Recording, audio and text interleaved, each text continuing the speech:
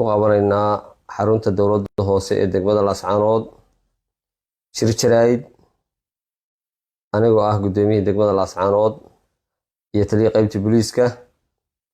shirka jaraa'id oo ujeedadiisu tahay video ama clip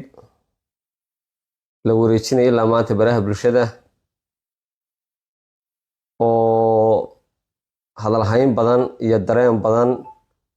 na keenay. videogaas oo ah video laga duubay maxbuus dagaal Faysal Cabdi Bootaan oo aanu garab taaganahay isagoo labisan si qurux badan u labisan sida ay sheegeen mulkiilayaasha reer SSC oo ah shacabka. aniga ka markhaatay inuu si qurux badan u labisnaa oo aanu ag taaganahay aniga iyo taliye qaybta booliiska. haddaba Soomaalidu waxay ku mahmahdaa geed galna gartiisa waa yaqaanaa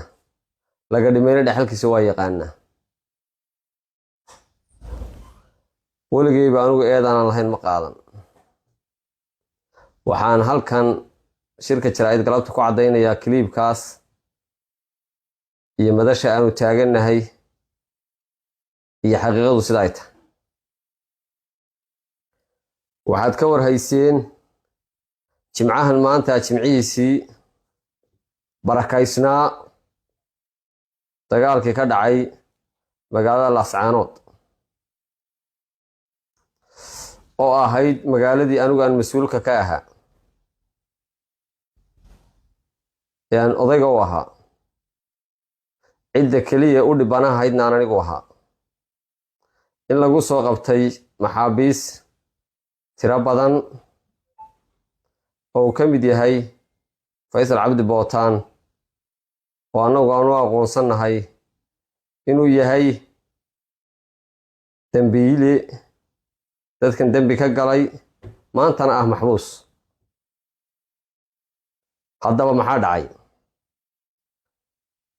Faysal waxaa soo qabtay ciidamo ka mid ah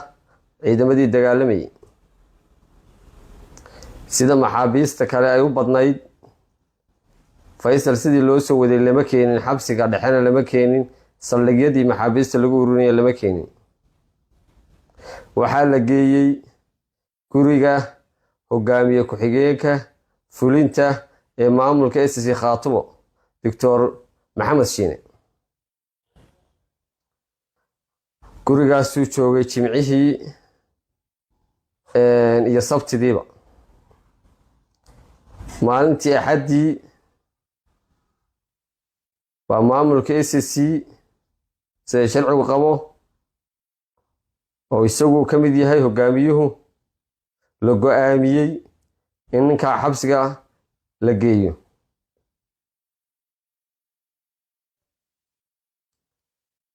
waxaa tegey annagoo ku soconayna amarkii hogaamiyaha Abdulqaadir Firdhiye iyo amarkii hogaamiye ku-xigeenka Dr. Maxamed Shiine oo aniga personally ila soo hadlay Maxamed Shiine warkaale ninkii waa ku diyaariyay gala wareeg. aanu tagnay aniga taliye qaybta booliisku iyo askar bilaysa iyo ilaaladaydii iyo dad badan oo kale oo aan markaa meesha ugu tagno shacaba. waxaanu tagnay gurigii hogaamiye ku-xigeenka. waxay saacaddu markaan guriga tagay 11:20 daqiiqo aanu tagnay.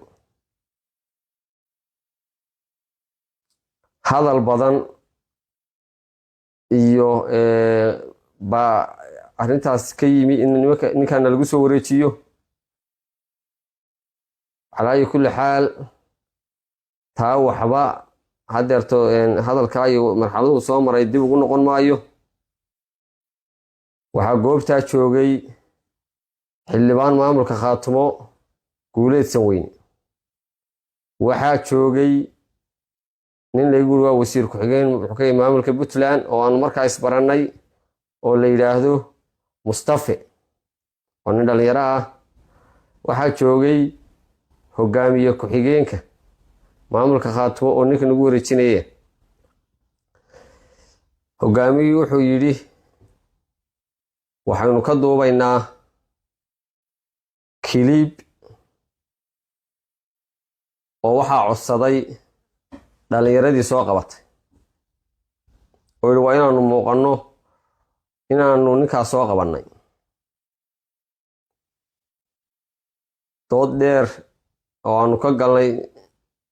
aniga iyo hogaamiye ku-xigeenka iyo guuleed Sanweyne iyo tiimka aan meesha ugu tagnay inuu kilibkaas khalad yahay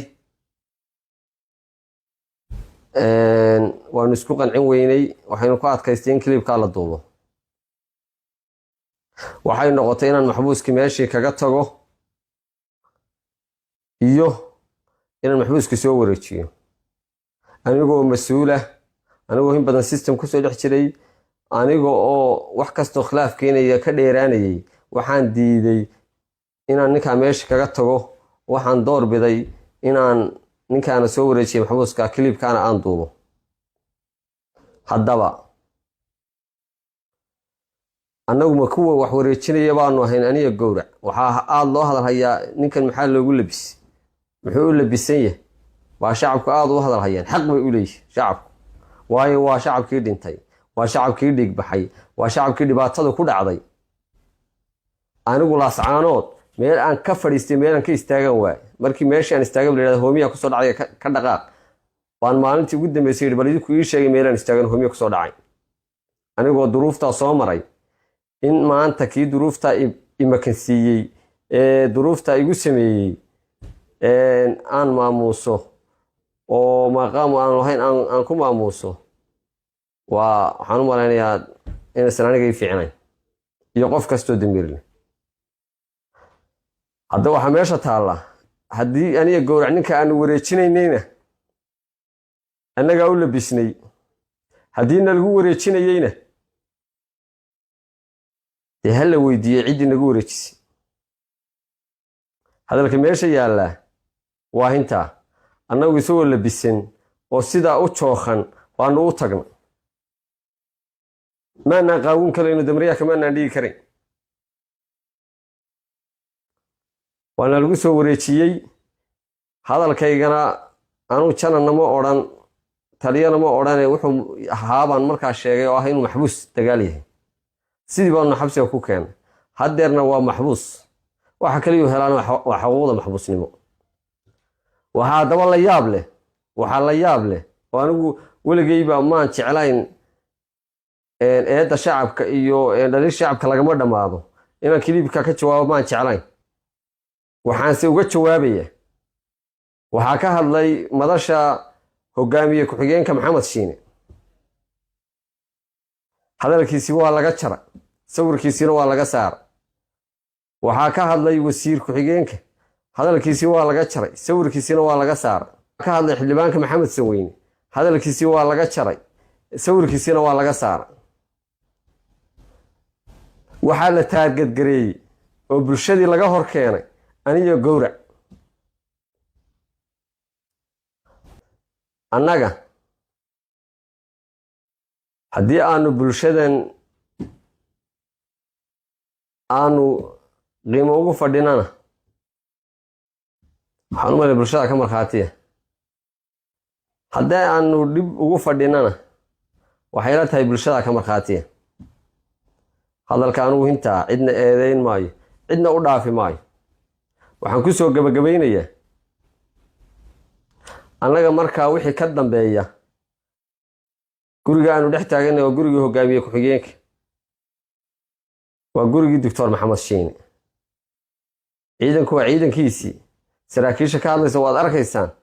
inay nagu wareejinayaan waad arkaysaan saacaddaa wixii ka dambeeya xabsiga galay mas-uuliyaddiisa baa annagii gowracna la weydiinaya wixii ka horreeyey iyo haddii loo labisay iyo haddii cadar loo mariyey annaga hawl loo taalla maaha waxaan bulshada SC shacabka tacabkoodii la doonayo inay maanta maalaan aan ugu baaqaya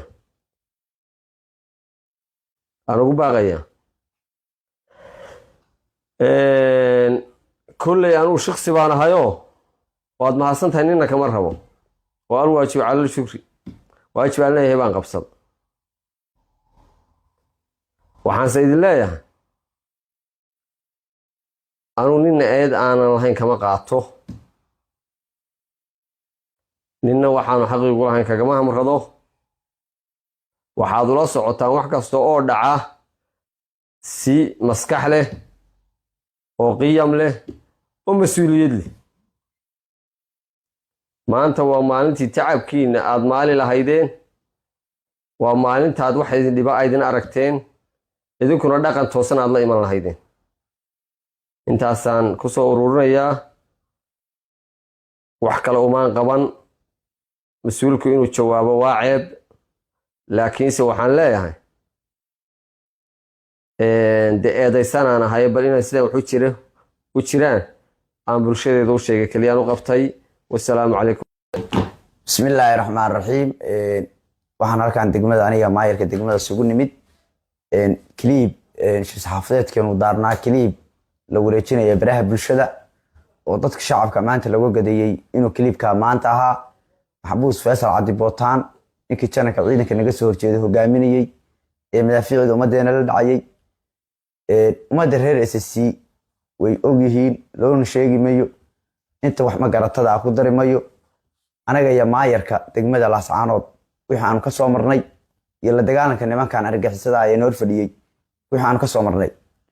Faysal Cabdi Bootaan maanta ma joogto xilli aniga iyo maayarka degmada aanu labisno waan cadar u marino meel soo istaajino Faysal maanta waa maxbuus wuxuu ku jiraa gacanta reer SSC wuxuu ku jiraa xabsiga dhexe Laascaanood kiliibka hadaba ee ummadda baraha bulshada la wareegayaan kiliibka waa maalintii aan la wareegaynay waa 5 casho ka hor waan maalintan kala wareegaynay hogaamiyaha gurigiisa ee maamulka SSC Qaatumo waan kala wareegaynay iyo raggi soo qabtay ciidanka ahaa isugu jiray dhalinyaro iyo ciidan saraakiil kiliibka runaantii maxaabiis badan baa la soo qabanayay anigu xagga meediyaana iskuma fiicnido ma jecli cabasho badan ka badan aan bixinay waxa kiliibkan lagu cadeeyay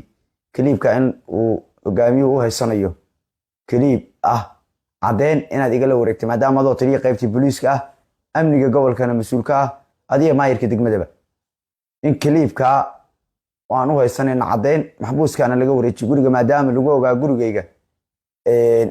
adigala wareegaysaan kuna qancinaya dhalinyaradii ii keentay si aan buuq kale u dhicin maxbuuska waxaan la soo wareegnay 5 casho ka hor wuxuu ku jiraa xabsiga Laascaanood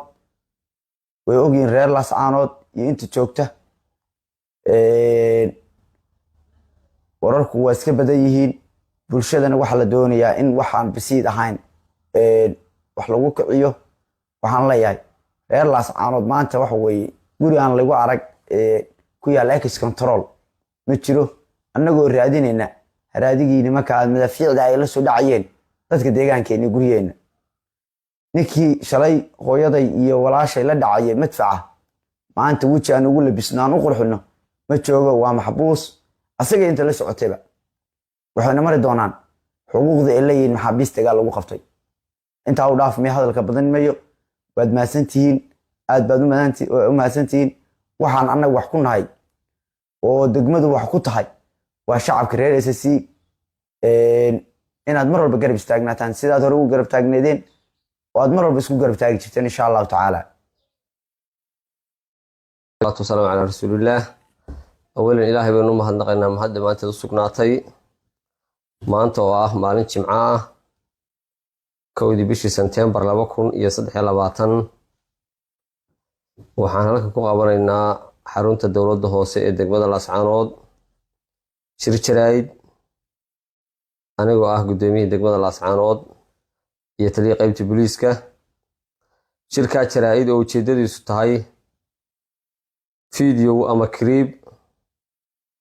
la wareejinayo ilaa maanta baraha bulshada oo hadal hayn badan iyo dareen badan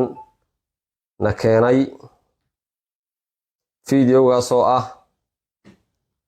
video laga duubay maxbuus dagaal Faysal Cabdi Bootaan oo aanu garab taaganahay isagoo labisan si qurux badan u labisan sida ay sheegeen mulkiilayaasha reer ICC oo ah shacabka aniga ka markhaatay inuu si qurux badan u labisnaa oo aanu ag taaganahay aniga iyo taliye qaybta booliisku haddaba Soomaalidu waxay ku mahmahdaa geed galna gartiisa waa yaqaanaa laga dhimayna dhaxalkiisa waa yaqaanaa waligayba anigu eedaan lahayn ma qaadan